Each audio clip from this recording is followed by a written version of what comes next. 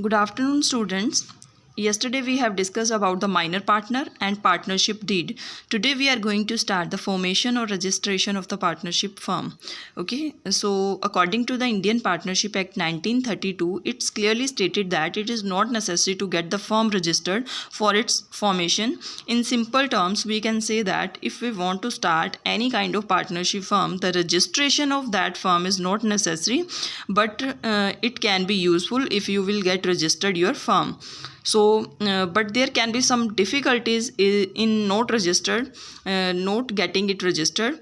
So you have to face so many difficulties, so many problems arises, so many difficulties just like arises disputes among your partners or any disagreements among your partners. So these are the difficulties which are faced by the partners, which are faced by the firm if the firm is not get registered. Okay, and if on the other side, if your firm is got registered under Indian Partnership Act 1932, then your firm then the partners as well as the firm get so many benefits from the registration. Okay, so in nutshell we can say that the registration of the partnership firm is not compulsory, but it can be useful. So if your firm's partner, if the partners of the firm will decide that the firm will be registered under the Indian Partnership Act, then what is the procedure which is followed by the partners for the registration of the firm? So first of all, for the purpose of the getting the firm registered, all the state governments have appointed a registrar of the firms. So in the initial stage, a prescribed form has to be filled in the order to get a firm registered. Firstly, we have to fill the form for the registration of the firm. Along with this, we have to submit a prescribed fee also. Okay, so this fees and this form is submitted to the registrar. So what is the information contained in that form? So first one, name of the firm. So in that particular form which we have to fill for the registration of the firm, name of the firm. So in this column we have to mention the name of the firm. After that, head office of the business. Where is your head office of your business, of your partnership firm? Name the other places where the firm has business. So other places where your firm has business means to say other branches name. And next one is full name and address of the partners. Along with this information, you have to mention the name of all the partners and address of all the partners. Date of entry of the partners in the firm. When you started the firm, what is the date of that period of the firm? The duration of your firm is indefinite time period or for specific time period, it is also mentioned in that form.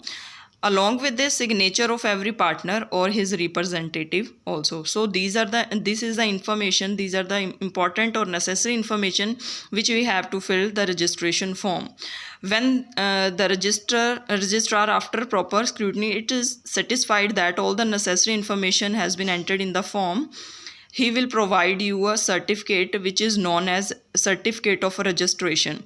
So after getting the certificate of registration, you can start your partnership firm, and now your firm is known as a registered firm. Okay, so information regarding alteration after registration. If you want to change any kind of information after the registration, then what is the criteria for that? So within the 14 days of your registration, or we can say that within the 14 days of your changes, you can convey that particular information to the registrar. Okay, so first one is when the name of the firm or the main business is changed. When you want to change your name, along with this, within the 14 days you have to convey this information to the registrar. When there is a change in the number or permanent address of the partners, when your partners suppose there are female partners and after getting married, their surname is also changed, and along with the surname their address will also be changed. So this type of information is also conveyed to the registrar. When business has been closed down at some place, when one branch is closed down and you have to start another branch in another area, then this type of information is also conveyed to the registrar. When a new partner has joined to the firm and some partners had died or some partners retired from the firm, this information is also required to registrar. The information about a minor partner becoming an adult means to say that when he completed his age of 18. So this type of information is also necessary to convey to the registrar of the firm. Okay, so these are the information regarding the alteration after registration. You have only 14 days. Within the 14 days you have to convey this type of information. You have to communicate this type of information to the registrar. Okay beta. Effects of non-registration. If the partnership firm is not registered, then what type of effects, negative effects are there? The first one is no partner can take any legal action against any other partner. See, if your firm is not registered, then you cannot take any kind of legal action against any other partner, against any firm, and against any other outsiding parties. Okay, so these are the effects which are effects of non-registration of your partnership firm. So next one is benefits of registration. So here are some benefits. First one is benefit to the firm. If your firm will be registered, then you can file a case against any external party in the case of non-fulfillment of your promises. Benefit to the partners. The partner can also file against one another in case of conflict. If is there any conflict arises among the partners, then one partner can file a suit against the other partners. Benefit to the incoming partner. When new partner is incoming in your business organization, so the incoming partner of a registered firm is capable of pleading for his right, while in case of non-registration of the firm, he has to depend on the faith, on the honesty of the other partners. Okay, so benefits to the outgoing partners. So here are some also benefits. Outgoing partners. Outgoing partners means in case of death of the partner or in case of retirement of the partner. See, if any partner, after the death of the partner, his successors are not responsible for his activity in the firm.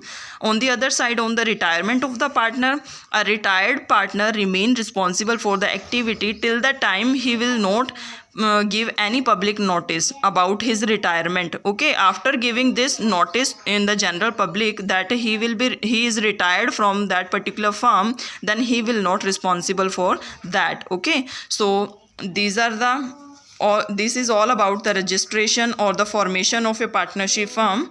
We have studied about the information regarding alteration and effects of non-registration. Along with this, we have discussed about the benefits of registration. Okay, thank you so much.